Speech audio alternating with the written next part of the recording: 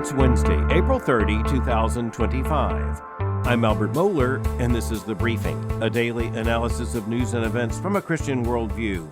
Well, Canadians went to the polls on Monday, and it turns out, it appears, that the Liberal Party has won a fourth straight victory. It does not have an absolute majority in the parliament, but it is likely that it will be called upon to form a government. And at this point, under Prime Minister Mark Carney, who is the leader of the Liberal Party. And Carney came to that position just months ago because of the resignation of Justin Trudeau, who had been the Liberal Prime Minister. Trudeau became very unpopular in himself, and his party became very unpopular. And it was expected that the Conservative Party would march to an almost certain victory under the leadership of Pierre Poilievre, who was the leader of the Conservative Party. He actually, as it turned out, not only did not win the election for his party, he lost his own parliamentary seat. This turns out to be astounding news from Canada, but at the end of the day, not all that surprising the way it all fell out. As I say, if you rewind history, the Conservatives appeared to be destined for an inevitable victory. And the Liberal Party was incredibly unpopular, especially with Prime Minister Justin Trudeau. And many of his policies weren't working. Canadians weren't satisfied. The nation faces a housing crisis, and many other issues, and they wanted change. And the change at that point appeared to point to a Conservative Party victory. But instead, what happened on Monday was a Liberal Party victory. And under a new Prime Minister, Mark Carney, who of all things is a former central banker. That's going to be a big part of the story. He was the governor of the Bank of Canada, later the governor of the Bank of England. That's an unlikely platform all of a sudden to become an elected leader of a national party, and at this point to lead a national government. That's a part of the story, however, but the other part of the story isn't really about a Canadian. It's about an American, and this means the President of the United States.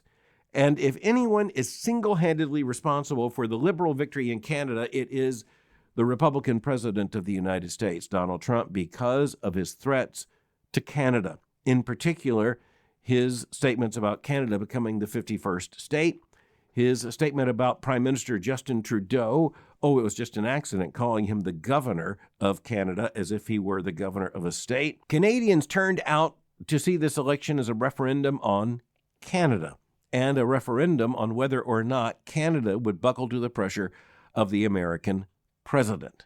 Now, clearly, there has to be a lot to this story. And at this point, we need to untangle some historical factors. So here in this part of North America, the vast landmass, which includes both the United States and Canada, you are looking at two of the biggest nations, just in terms of territory, that you find in the world today. Over the course of the last 100 years, the United States of America has turned out to be the world superpower. And Canada, our northern neighbor, has been a partner in America's rise. But from the beginning, it has been a somewhat awkward relationship. Awkward, but friendly. The most awkward reality when you look at the United States and Canada is that the United States, fought a revolution against Britain, and Canada at that point, in the main, meant Britain. And so Canada remained loyal to the crown. The colonies to the south rebelled against the crown. America won independence. In Canada, there was a continued relationship under the monarchy, under the British crown. Over a period of time, that would be negotiated and renegotiated, but Canada is still now effectively related to Great Britain, and the head of state in Canada now is the King of England. And so let's just say that distinction alone is a big part of the story. And the cultural realities and a worldview analysis also flow somewhat from that. In cultural terms, Canada is in some ways more closely allied with Europe, and especially with England and with Western European nations, than with the United States, which is its immediate neighbor to the south. On the other hand, we are sharing an incredibly long border. We do share an awful lot of common economic interests, and obviously we have strategic and military interests in common as well. Years ago, I was able to hear former Canadian Prime Minister Brian Mulroney speak of the challenge for Canadian government, and he said, it's no challenge at all once you factor in that about 90% of your population lives within 100 miles of another nation's border. Americans should look to Canada, recognizing it is a perplexing position when you look at the situation of our northern neighbor. America should be very, very thankful that we have Canada to the north and Mexico to the south. When you look at other parts of the world, just say, look at Europe and consider the situation of a nation such as France or a nation such as Germany, not to mention smaller nations. They are largely surrounded by those who at times they have seen as enemies, and they have been at war. And those contested borders, well, just look at some of those names, the big names of states and countries as you're thinking about Europe, and notice how much has changed just given the various wars, in particular the two world wars, not to mention the later expansionism of the Soviet Union. In other words, you look at North America, and this looks like an incredibly peaceful place. In world history, largely unprecedented as a peaceful place. But when it comes to cultural realities and to politics, Canada is just, well, not just the same, it's also different. And so one of the differences is that I mentioned Canada has tracked in some ways more in keeping with Europe than with the United States. That means on a lot of cultural issues and social issues, Canada is actually far more liberal than the United States. Just to give one example, you look at assisted suicide or what's called assisted death, euthanasia. This is now a matter of law according to the Charter of Freedoms of Canada and court interpretations. And you're looking at the fact that the same is not true to the South in the United States, where there's a very different understanding, although some of our more liberal states have moved in that direction. But Canada's moral transformation, just on the issue of euthanasia, has been absolutely massive and incredibly fast. It is following more of the European model than the U.S. model. Canada also has a parliamentary system of government, and that means that voters officially vote for a member of parliament. And the question is, who will gain more seats? Which party will gain more seats? If the party is able, either on its own, in an outright electoral victory, or in cooperation with another party, if it needs to form a coalition government, the party that wins the election generally gets to form the government, and that means the head of that party will become the prime minister. In this case, I mentioned it is Mark Carney. And what makes Mark Carney so interesting is that he's never run in an election before. And so this is his first election, and he won it. He won it astoundingly, and not so much because of himself, but because of President Trump, it turns out. But when you look at Mark Carney himself, again, former governor of the Bank of Canada, governor of the Bank of England, the only person to hold the tenure of serving as the head of two of the national banks in that sense. And so you're talking about someone who is big in terms of international banking, and in particular, central banking. And so this is analogous roughly to the role of the Fed, the Federal Reserve System in the United States. But as I mentioned, Canada has a closer relationship with Europe in terms of culture, but particularly with Britain. And so if there was going to be someone to hold those two positions, it would likely be someone who could hold the position as the governor of the Bank of Canada and then the governor of the Bank of England. He is a financial technocrat. That's the point. He is a central banker. The general profile of a central banker is not that of a politician, which is why many people were surprised when Mark Carney became the prime minister after the resignation of Justin Trudeau. And at the time, there were not many who were predicting he would lead the party to victory. But he did. He did. And at this point, we're not sure if it was an outright victory. It doesn't look like it. It looks like there's going to have to be some kind of coalition. But he's almost assuredly going to be the prime minister going forward. And again, it wasn't Canadian voters alone who made that decision. It was Canadian voters who made that decision in light of comments, even threats made by the President of the United States. And so as you look at the period before President Trump started making those comments, everyone was assured the conservatives were going to win an outright victory. Instead, not only did they not win a victory, they did gain more seats than they had in the past, but they lost to the Liberal Party. And not only that, but Poilievre, who is the leader of the Conservative Party, lost his own seat in Parliament.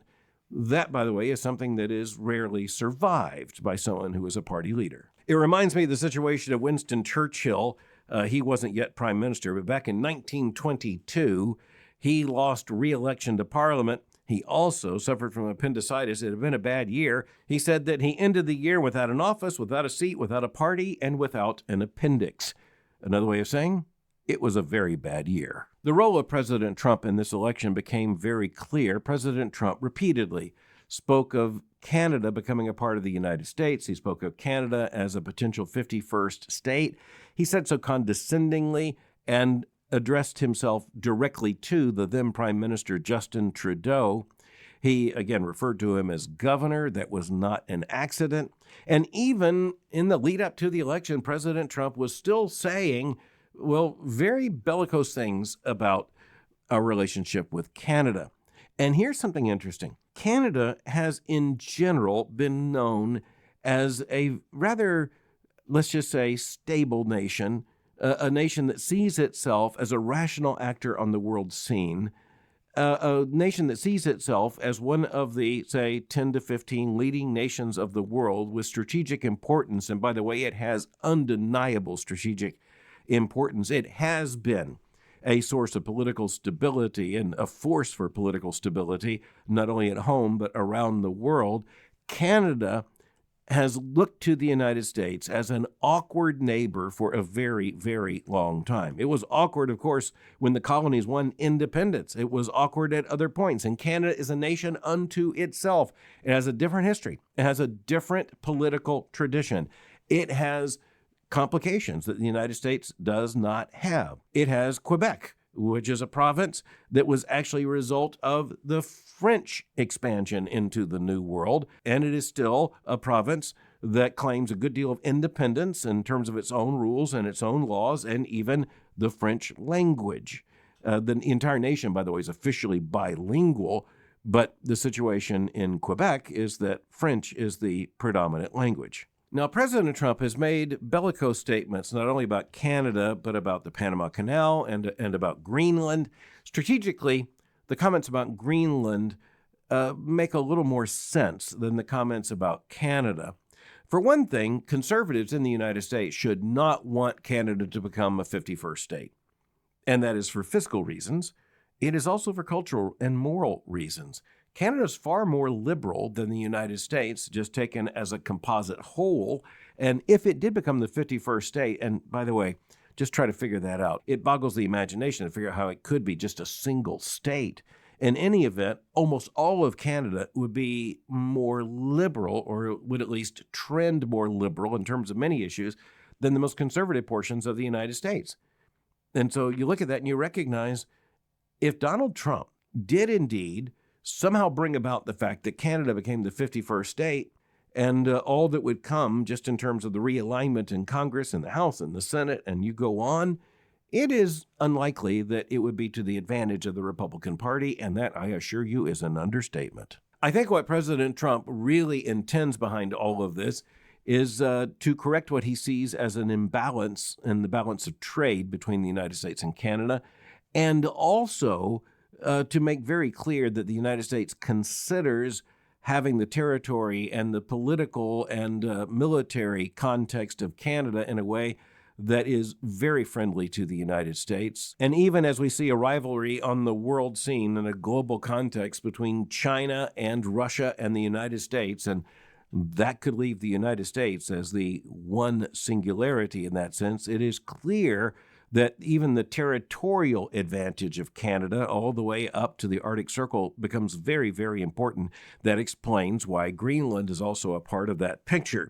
And I do not think it's likely at the end of the day that Greenland is going to become a part of the United States. I don't believe that Canada is going to become a part of the United States. I don't think that is properly what the United States should want, but we should want to be able to make certain that all of that territory is fully under the control of and for the use of a common military defense against both China and Russia. I think it would surprise many Christians in the United States to know that if you were to go back, say, to the beginnings of the 20th century, church attendance rates in Canada were higher than church attendance rates in the United States. Canada was a churched nation. It was also much smaller in terms of its population then than now. Canada's population now is about 40 million, and like the United States, it is a transcontinental nation. And like the United States, there are regional differences in the Canadian map that also represent differences in Canadian culture. But Canada, following the example of Europe, has become far more secularized than its southern neighbor in the United States. The U.S. has its own challenges when it comes to secularization, but church attendance in the United States is markedly higher than church attendance in Canada. And the cultural influence of Christianity, and in particular historic biblical evangelical Protestant Christianity in Canada, it has been on the decline for quite a long time. And by the way, that goes hand in hand with the social liberalism seen in such things as abortion and euthanasia, or assisted dying. But the bottom line in all of this is that one of the most unexpected developments in recent political history is that statements repeatedly, energetically made by a president of the United States has reshaped the Canadian political landscape. Something else to learn from this is that patriotism can be reawakened by unexpected sources. Canadian patriotism, it is not just like, say, the patriotism of other nations.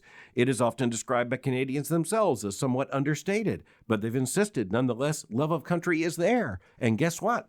The agent for bringing about the affirmation of love of country when it came to Canadians and political defiance toward the United States, it came after statements made by the President of the United States. It's going to be very interesting to see what happens. By the way, also in political terms, it is clear that President Trump rather intentionally made the statements he made, even knowing that it would likely return the Liberal Party to power.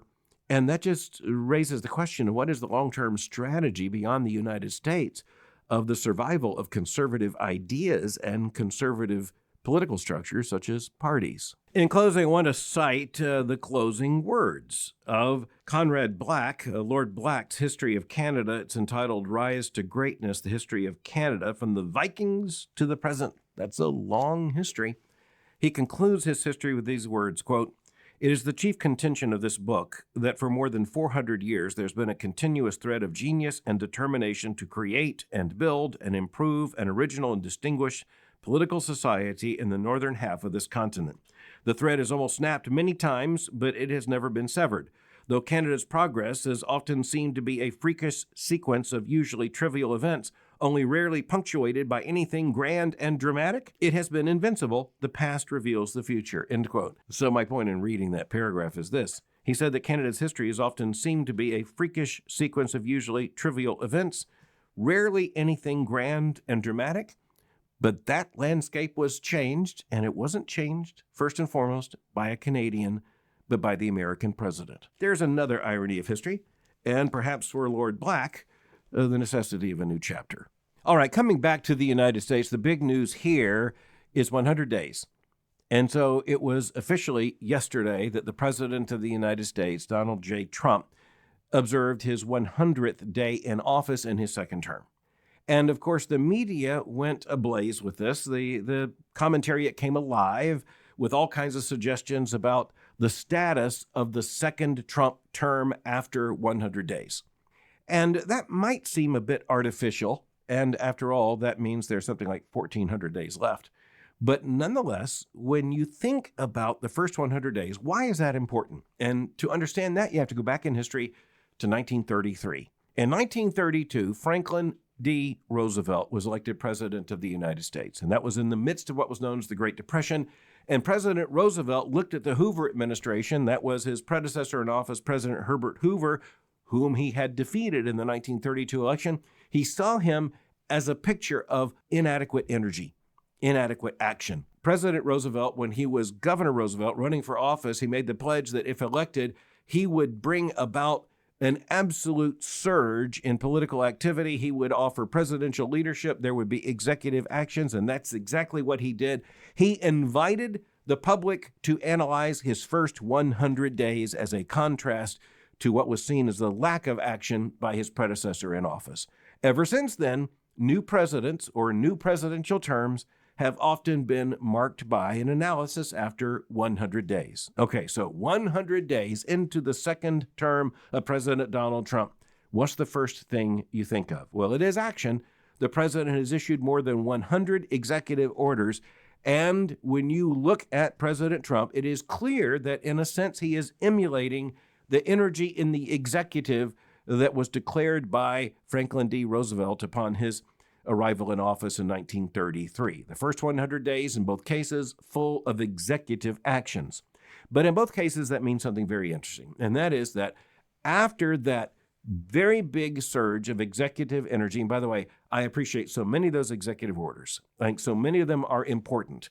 I mean, even something as fundamental as declaring that the Trump administration would have the United States government recognize 2 and only 2 genders. That's absolutely massive, a tremendous gain of clarification. But in the Roosevelt 100 first days, and in the second Trump term, the 100 first days, but that leads to something interesting, and that is that the follow-up is often slower than the initial surge of activity. And that's because many of these things now have to be turned into policy. A lot of them will have to be turned into legislation if they're going to be lasting. The other thing to observe here is that many of these things end up in court. That was true for President Roosevelt in the 1930s. It's going to be true for President Trump. So many of these issues end up in court because those who are opposed to the executive actions or even the threat of future executive actions, they go to the federal courts in order to try to win their case there. And they're arguing that with 3 co-equal branches of government, it is the role of the federal judiciary to check unchecked executive power. At this point, I think it's fair to say that President Trump's flurry of executive action has achieved at least one thing, and that is that the Democratic Party is hardly in the news. And that's not an exaggeration. The party has not found a firm footing. The opposition party hasn't found a clear message. President Trump has basically taken up most of the oxygen and almost all the political space. But again, just as a reality, that can't last forever. Something else to note is that when there is a flurry of this kind of activity, it isn't clear exactly what the American people like and dislike.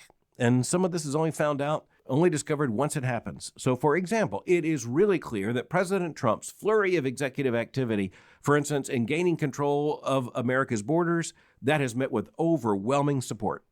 And quite honestly, it's so overwhelming that I think President Trump and his administration think that it will cover for other things that are less popular. Speaking of less popular, it turns out that the American people want the border controlled, but the American people are nervous about deportations of persons when it is under a questionable circumstance and without, at least it is claimed, without due process. And clearly, the battle over what constitutes due process is going to be something that takes up more time and perhaps even more sustained energy than the original executive actions. But that is going to come. There's going to have to be some determination of the legal status of these actions. But my point is, Americans want the border controlled, and President Trump delivered on the control of the border. When it comes to how to deal with persons who are here illegally, the American people are not so united. It's going to be interesting to see how the president makes his case, not only to the courts, but to the American people on that issue over time. There's some technical things here that we're just going to have to unpack, such as the fact that when it comes to children and others, it is often something that just comes not so much under the control of the administration, but even as a call made by parents. And this is a complicated situation. We will be tracking this together. When it comes to other issues, the most important game changer has been the president's declaration of a trade war, basically, his declaration of a tariff policy. And it is by no means so widely supported as some of his other actions. That's not to say that Americans are instinctively against such a policy. They are against economic uncertainty, and they are certainly against economic trouble. And so the big question is, what will be the result of these tariffs? And at least given the scale of what the president is attempting, there's going to be a great deal of disequilibrium. And the question will be, what is the disposition of the American people to that disequilibrium? One thing is constant basically throughout all time in American politics, and regardless of the party context, the situation is this: the American people watch prices very carefully. For President Trump, that has to be the most dangerous aspect of his tariff policy. Americans they aren't going to take time to figure out all the intricacies of a trade war and the impact of tariffs. They will know exactly how much they're paying for what they have to buy. One final issue for today. We're going to leave both Canada and the United States and go to the United Kingdom. We're going to go to Britain, and remember the Britain Supreme Court just a matter of weeks ago made an absolutely necessary and fundamentally important decision in handing down a ruling that when it comes to non-discrimination law in Britain, when it says female, it means female. And when it says male, it means male, and that's a biological reality. Basically, it is an affirmation of the fact that biological sex is gender identity in accordance with and as a foundational understanding for the law. There's more to it than that. It did come from Britain's Supreme Court. One of the most interesting responses has come from the transgender community. And for example, you had a spokesperson saying this was an historic setback for trans rights. Others are going beyond, and I was particularly interested in a statement made by Diana Thomas, the person identified here in The Independent. This person, spokesperson for transgender identity, and I guess in this case it means a biological male claiming a female identity. Thomas said, when it comes to ladies' bathrooms, quote, "We stand in line, do our business, and leave," end quote. In other words, this is much ado about nothing. But here's the point. People on both sides of the Atlantic recognize this is not much ado about nothing. That's why there is widespread support, not only for, say, the control of the border, there's also widespread support for the fact that boys shouldn't play on girls' teams, etc., or be in girls' bathrooms, etc. But I'm also going to this source because the end quote from this individual was this, quote, "And the Christian National is spreading lies to eradicate transgenderism. Won't stop with us. They're coming for abortion rights. They're coming for gay rights. You could be next," end quote. Oh, yeah, that's the threat. That's not to say there's not a connection between those issues, but it is to say that what this person fears is what I think most of us would hope for, and that's a more comprehensive return to sanity. But you hear the warning. You could be next. Thanks for listening to The Briefing. For more information, go to my website at albertmohler.com. You can follow me on Twitter or X by going to twitter.com/Albert Mohler. For information on the Southern Baptist Theological Seminary, go to sbts.edu. For information on Boyce College, just go to boycecollege.com. I'll meet you again tomorrow for The Briefing.